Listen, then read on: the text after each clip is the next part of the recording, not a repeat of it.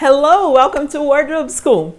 I'm Vanya, and here's where you learn how to upcycle clothes and find good pieces for yourself or to sell, all sustainable, right? And so today we're going to talk about thrifting, right? What kind of thrifted clothes you can get that will give you a good result, either if you're just going to upcycle for yourself or if you want to sell those pieces, right? And so first, I would like to ask you to subscribe and give a like to this video. It doesn't cost anything. Just give a little subscribing and like, all right? And then we can start.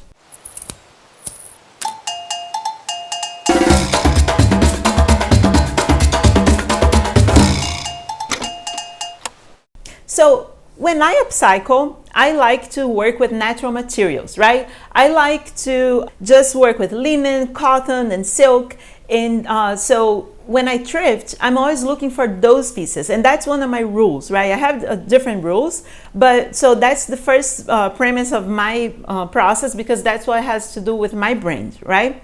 But then on top of that, I look for quality. And that's something that even if you don't work with only natural materials, you can also look for it as well, because it's important that you're not buying some like crappy materials to remake, because it's not going to last long, right? And we're lucky that at thrift stores there are a lot of like pieces that were originally very expensive, and now they're selling for almost nothing, right? A fraction of the price. So high quality is a good thing that you have to look for it. And so I will share you a very hot tip on how to find quality pieces at the end of the video. So stay with me, okay? And so the second thing is, think of the season, right? So even if it's for yourself, I'm very experienced on selling pieces, so I'm always preparing for the next season.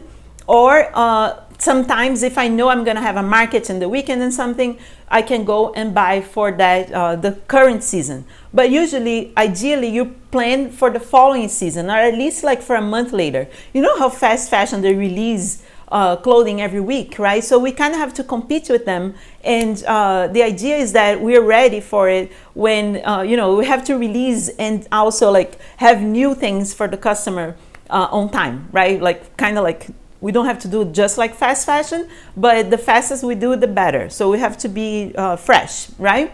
So, but always keep in mind the season, because sometimes, I know that thrift stores are like very confusing, they're all different. But usually the big ones, when it's cold, they don't have summer clothes there. So, you have to think in advance to plan what you're gonna sell next season or what you're gonna work on. So for me, I always keep buying the previous season, so I know when it's cold outside. For instance, if it's like summer is coming and right now it's winter, I already have stuff for my following summer, so during the winter I can work on those pieces and have the bulk of my inventory ready when it's summer. And then during summer I'll go ahead and buy extra pieces and stuff, but the bulk of it I already worked on, okay? The second tip is you should always think of your style, okay? And yeah, that's kind of obvious, but in fact it matters, and you have to think about it, because even me, I've been doing this for like 20 years plus, and I still sometimes fall in love with something, okay? At the thrift store, I'm like, oh, this is amazing, and then I start to have like some crazy ideas and about that piece, and I buy the piece, and then when I get home, it has nothing to do with my style, or like it has a little, but it's not cohesive, right? So it's good to keep it cohesive. When you have like because we can talk about that in other videos about branding and stuff, but it's important that your customer knows what you are selling, so they get attracted to you for that, and they rely on the fact that when you do like a new drop or something, you go to a market, they know what they're gonna find there. You can't go too crazy. Of course you can be creative and then mixing things, but for me, I sell a lot of linen and like natural things, and it's more like I can't say it's minimalist because it's not, but there's a certain style to it, like handmade. If I show up with some like futuristic, like matrix style kind of clothing, it's not gonna make sense. Even though I like it, sometimes I'm like, oh, this is cool, some leather, black leather with hats and stuff, but it's not my style. So then it makes me a little confused, and I also confuse my customer. And if it's for yourself, the same thing. You can, unless you're one of those people that like to dress in a different way every day, which is also cool, but think about it. I don't want you to regret on the piece that you just bought, okay? The third tip is try to find classic pieces, right? Even when it comes to your own style, inside of that style, you're gonna find classic ones, right? What were people using in that style like 10 years ago that you know it's gonna last for more 10 years or 20 years? The more classic and timeless the pieces are, the best for you, because you know, it's easier, because vintage, right, or like reselling clothing, it can go out of style very fast, right? So if you, of course, you want to have trendy pieces so then you attract people, but say like you buy something this year and then it doesn't sell.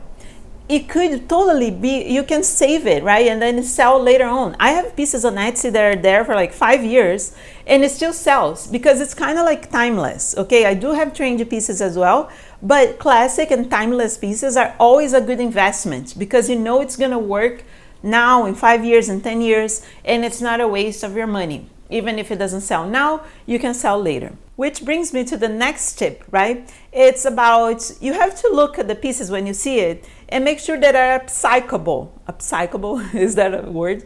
You know, that if you're planning on upcycling things, you have to make sure that what you're buying, you know, sometimes you find something for a very good price, but it's not timeless and it's not, you know, it's kind of crazy, and then you just want to transform them, right? Recycle them and make something else from it. But what you have to make sure is it's something that you're going to be able to sew.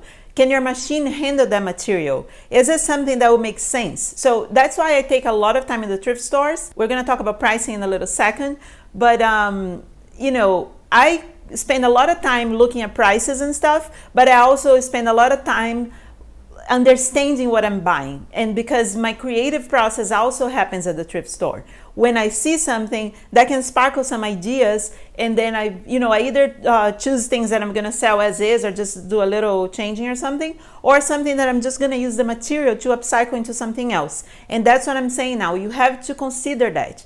And all of that I'm trying to make you avoid buying stuff that you're not gonna use later, that's gonna be stuck somewhere in your house and it's not good. Okay, so try to avoid, make sure the pieces you're buying are either sellable, wearable, or upcyclable. Okay, you don't want to buy a leather jacket to make a bag if your sewing machine can't handle something like that. All right, and then the last tip before I say the hot tip on how to find quality clothing, the last tip is about pricing. Really, you have to make sure that the prices that you're paying for something are right?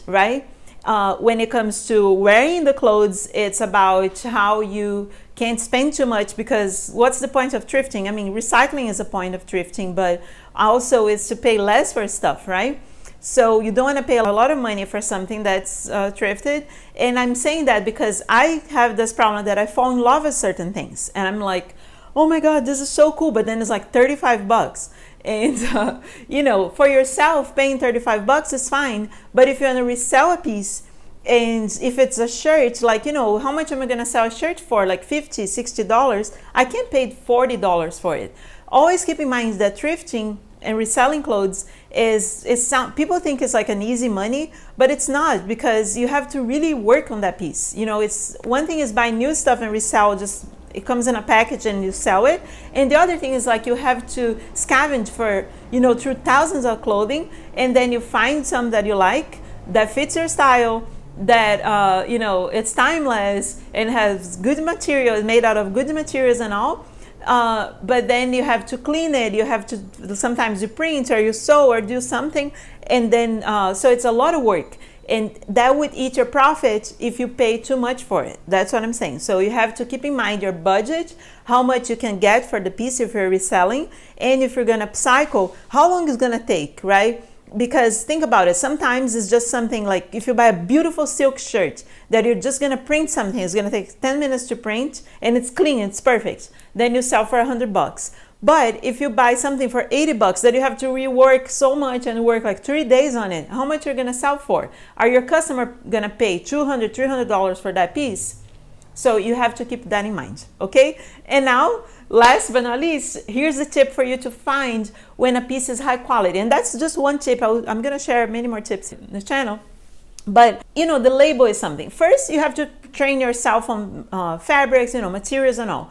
But look at the label, and there's thousands of brands out there, right? Many different brands. So it's hard to understand. If you know, if you find a Supreme piece, a Gucci, most likely you're not gonna. It's very hard to find like those big brands. But when it's expensive, you know it's good, right? Supposedly. So a way to find, but you don't know all brands. That's the thing. We don't know every brand that was ever made. After a while, you start to learn. But one way to find out is to look at the label. And usually if it's like a very well embroidered label that's attached to the piece in a certain way that it's like fancy, which is, you know, the label is like a rectangle, right? Or a square or something. And they attach it by just the four corners of the label. That actually means that piece was well made and was sold for a lot of money, and that means the fabric or the material should be high quality. And honestly, what I do is when I find pieces like that I don't know the brand, I go on eBay and I search to see if that brand is expensive, because I could just resell as is for profit and then take that money and buy other stuff and keep upcycling. And that's how I run my business. Okay, so make sure when you see something that you like and you look at the label and the label is like that, that could be something more of higher quality, and then you could either sell it or upcycle. Okay, so I hope this video helped you. Please subscribe if you haven't yet, and leave the comments here in the comments like what kind of content you'd like me to create, what kind of questions you have, and I'll share my ideas and tips with you. All right, bye.